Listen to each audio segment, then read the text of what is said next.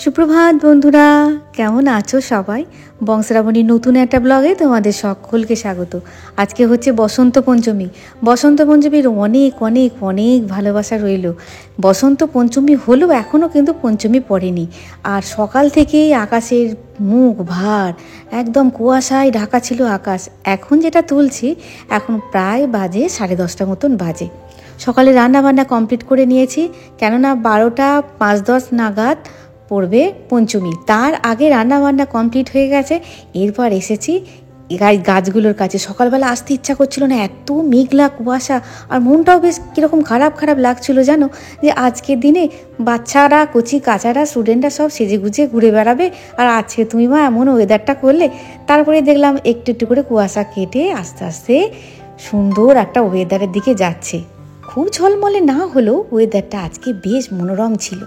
আর গতকাল ব্লগে দেখালাম তো, প্রভু ফুল নিয়ে চলে এসেছে এবং প্রভু যথারীতি কালকে রাত্রেবেলায় ফুলগুলো এই মন্দিরের চারদিকে টাঙিয়ে দিয়েছে।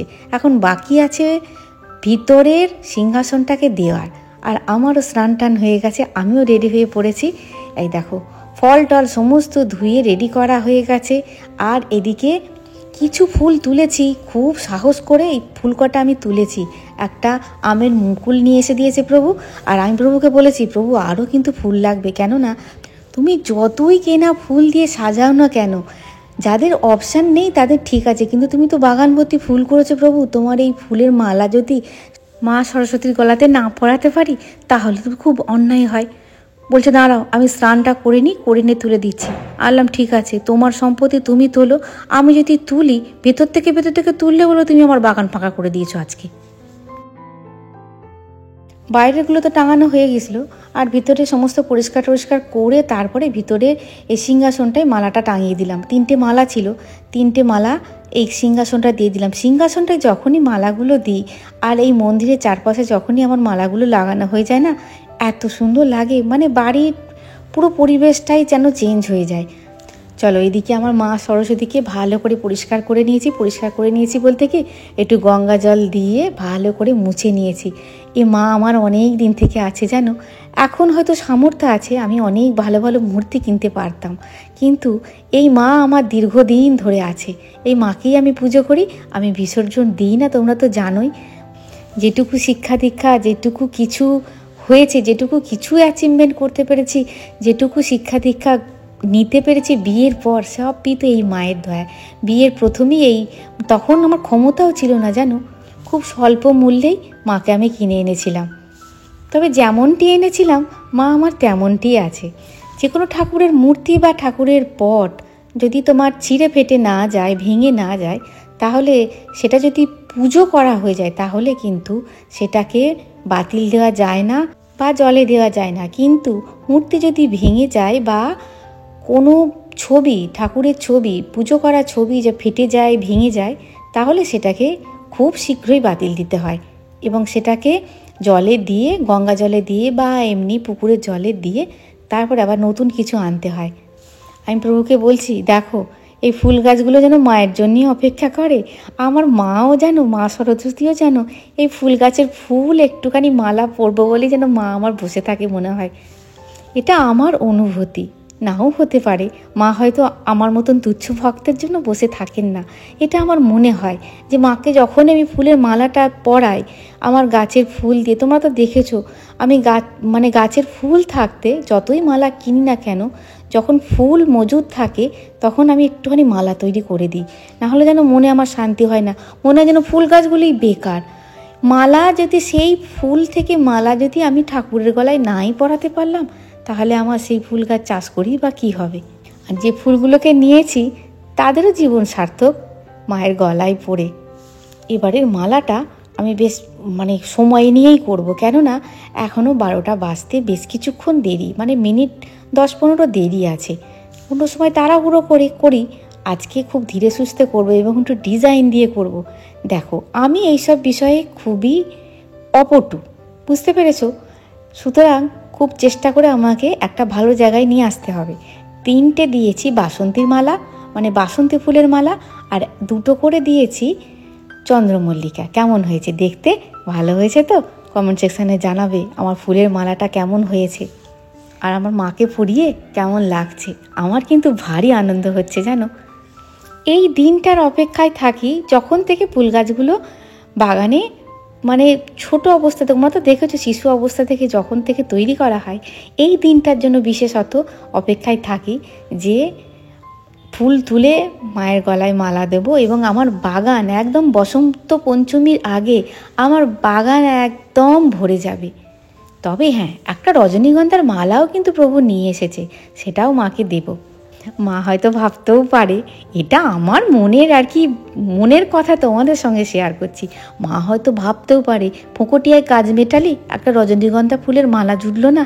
হ্যাঁ মা, রজনীগন্ধা ফুলের মালা এনেছি, দাঁড়াও তোমার এই সিংহাসনটা আগে সাজিয়ে দিই, তারপরে দেখো রজনীগন্ধা ফুলের মালা দিয়েছি একদম ঘট পর্যন্ত।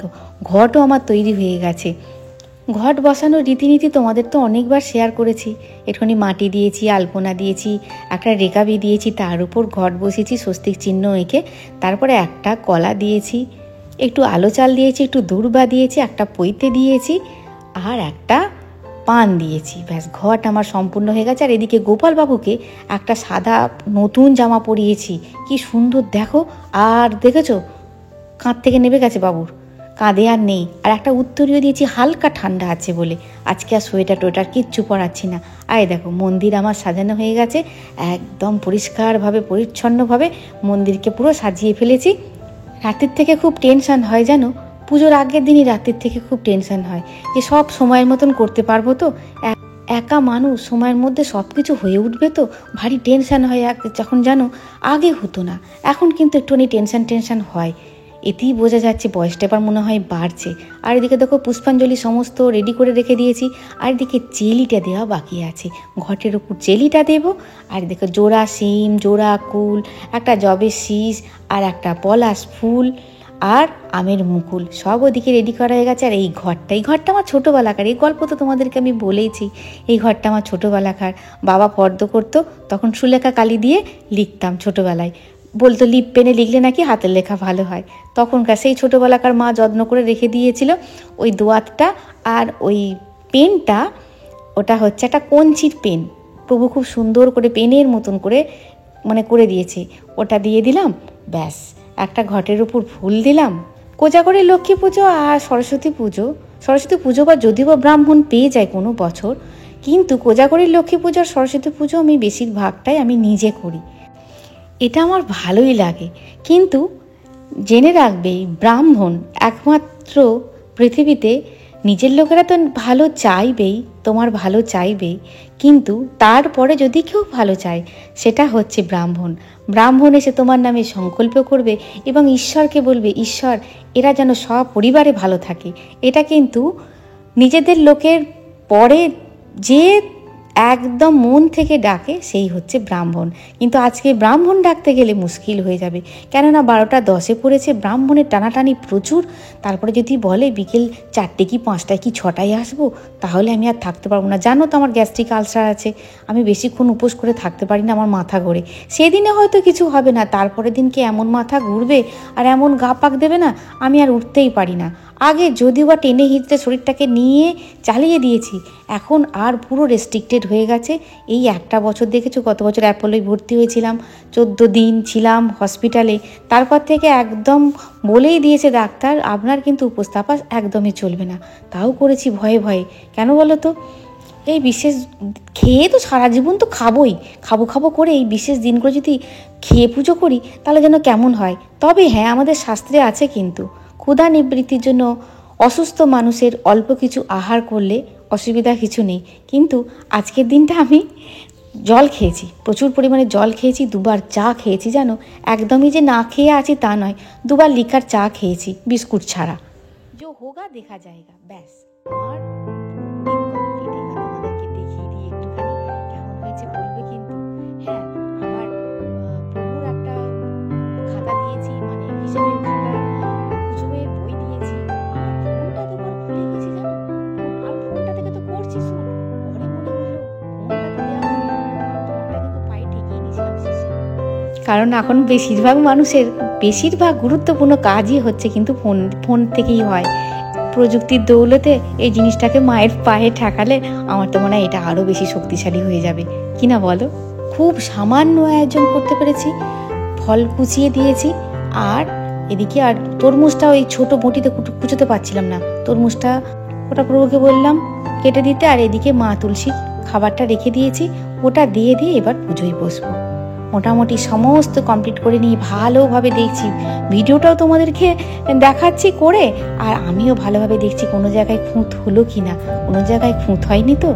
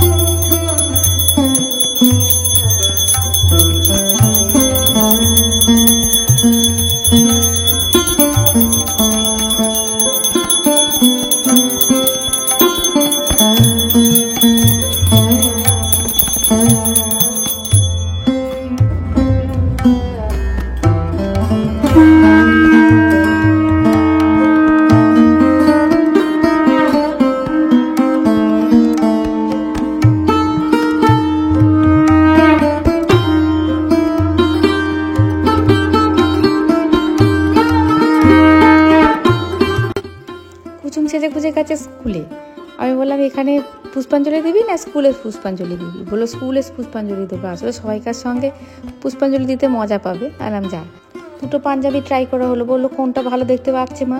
একটা নীল গেঞ্জি পরেছে, তোমাদের দেখানো হয় না, একটা নীল গেঞ্জি পরে গেছে পুষ্পাঞ্জলি দিতে, আর প্রভু এখানেই পুষ্পাঞ্জলি দিল, আমি আর প্রভু একসঙ্গেই দিলাম।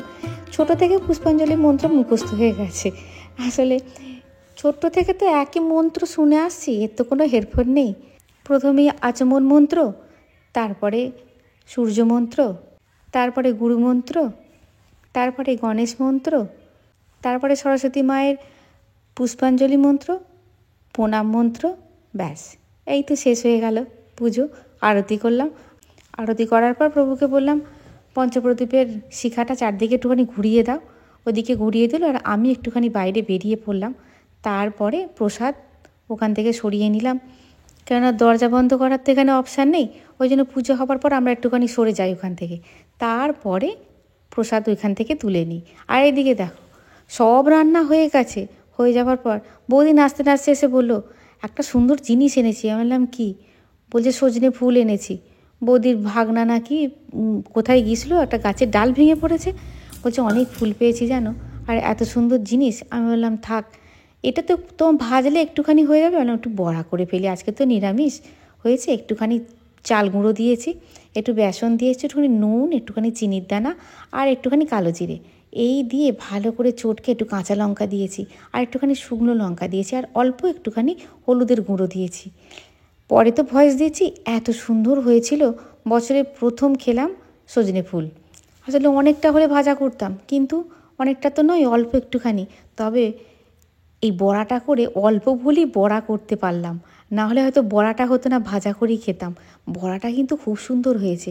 বৌদিকে বলছি সজনে ফুল আমাদের এই পাশে একটা গাছ আছে জানো, অনেক ফুল বিছিয়ে পড়ে থাকে, বৌদিকে বলেছি আর একদিন একটুখানি কুড়িয়ে নিয়ে আসবে তো, আর ওটা পরিষ্কার করে ঝাঁট দিয়েও রাখে, ওর উপর পরে বেশ পরিষ্কার জায়গায়। আমি বৌদিকে বলেছি আর একটা দিন কুড়িয়ে নিয়ে আসবে। আসলে আমাদের এখানে গ্রাম তো, সবসময় সজনে ফুল বিক্রি হয় না, শহরে হলে তোমার বিক্রি হয়, আমাদের এখানে এই গাছতলাতেই পড়ে থাকে, আর যদি গাছতলাটা পরিষ্কার হয় তাহলে সে কুড়িয়ে নিয়ে চলে যায়। আর আমাদের দুটো গাছ আছে পুকুরের পাড়ে, সেই পুকুরের মানে তোমার কি বলবো, পুকুর যা পড়ে এই পুকুরের জলে পড়ে, ডাঙায় পড়ে না, ওই জন্য নিতে পারি না। শুনেছি নাকি অগ্রিম সজনে ফুল পাওয়া গেলে সেই বছর নাকি প্রচুর পরিমাণে আম হয়, এটা আমার বাবা আর দাদু বলতো, জানি না। তবে আমের মুকুল এসেছে প্রচুর পরিমাণে, জানি না এবারে কেমন আম হবে। গত বছর তো একদমই আম হয়নি, গাছ পুরো নাড়া ছিল। এই দেখো হয়ে গেছে বড়া ভাজা, আর করেছি বেগুন ভাজা, আমাদের গাছের বেগুন। খুব বড় বড় না হলেও স্বাদ ভীষণ সুন্দর, আর অল্প তেলে একদম ভাজা হয়ে যায়। বড়া ভাজা, বেগুন ভাজা, কী কী রান্না হয়েছে তোমাদেরকে দেখিয়ে দিই। আজকে ভেবেছিলাম খিচুড়ি করব, কিন্তু খিচুড়ি করলাম না, তার একটা বিশেষ কারণ আছে, কেননা কারণটা না হয় কালকেই বলবো। এই দেখো বেগুন ভাজা, বড়া ভাজা, আর মুগের ডাল, মটরশুঁটি দিয়ে, গাজর দিয়ে, টমেটো দিয়ে করেছি মুগের ডাল। আজকে যেহেতু পঞ্চমী পড়ে গেছে, নিরামিষ। ফুলকপি আলু পোস্ত করেছি, আর চাটনি করেছি, খেজুর, আমসত্ত্ব, কিশমিশ দিয়ে, টমেটো দিয়ে চাটনি করেছি। ব্যাস, আজকে হয়েছে একদম সাদামাটা রান্না। ড্রেস চেঞ্জ হয়ে গেল, ভাবলাম একটুখানি ফটো তুলবো এখানে, কিন্তু ভুলে শাড়িটা ছেড়ে ফেলেছি। ভাবলাম হলুদ শাড়ি পরে একটা ফটো তুলবো, ছেড়ে ফেলেছি। চলো, খিদে পেয়ে গেছে, এবার খেয়ে নিই। বড়া ভাজা হয়ে গেছে, এবার খেয়ে নিই। চলো চলো চলো, এসো এসো এসো এসো। ও বললো কটা ফটো তুলে দিতে, কটা ফটো তুলে দিলাম, আমার আর হলো না। কি বলছিস? ফল কাটা আছে দেখ। হ্যাঁ, অনেক ফল কাটা আছে দেখ, এখনো ফল কাটা আছে। এই তো কিছুক্ষণ আগে পুজো হয়েছে, আর কাটিস না। খিচুড়ি খেয়েছিলিস? আর কাটিস না, নষ্ট হবে, ওগুলি খা। ওদের স্কুলে আজকে খিচুড়ি খাইয়েছে, খিচুড়ি আছে, কিছু বাঁধাকপি তরকারি সব খাইয়েছে কুচুমদের স্কুলে। আর ওদের 9 তারিখে হবে অ্যানুয়াল ফাংশন, সেই দিনকে মানে ভালো মন্দ, সেদিনকে নাকি চিকেন কষা, ফ্রাইড রাইস খাওয়াবে, শোনা কথা, শুনছি যেটুকু, জানি না। আজ মানে আজকের দিনে খুব ভালো মন্দ খাওয়ায় ওদের স্কুলে, সেটা 9 তারিখে হবে। দেখো, জীবনে এক একটা পর্বে এক এক রকম ভাবে সাজায়।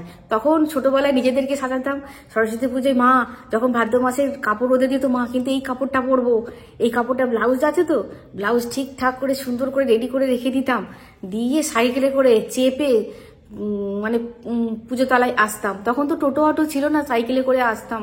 2-3টে কাপড় মায়ের ছিঁড়েও দিয়েছিলাম প্যাটেলে লাগিয়ে, জানো। মা ওই জন্য প্রতিবার বলতো, প্যাটেলে লাগিয়ে যেন, সাইকেলে যেন প্যাটেলে লাগিয়ে শাড়ি ছিঁড়বি না, হ্যাঁ, ভালো শাড়ি ছিঁড়বি না। তখন নিজেদেরকে সাজাতাম। এখন আমরা সংসার সাজাই, বলো, সাজাই, যে কোনো একটা জিনিস সাজাই। তখন নিজেদেরকে সাজাতাম, এখন সংসার সাজাই। যাই হোক, পুজো আচ্ছা কমপ্লিট হয়ে গেল, আর রাত্রের চিন্তা রাত্রে হবে। আজকে পুরো পঞ্চমী, আজকের দিনটা বেশ যাবে, কালকের দিন পর্যন্ত 10টা পর্যন্ত থাকবে।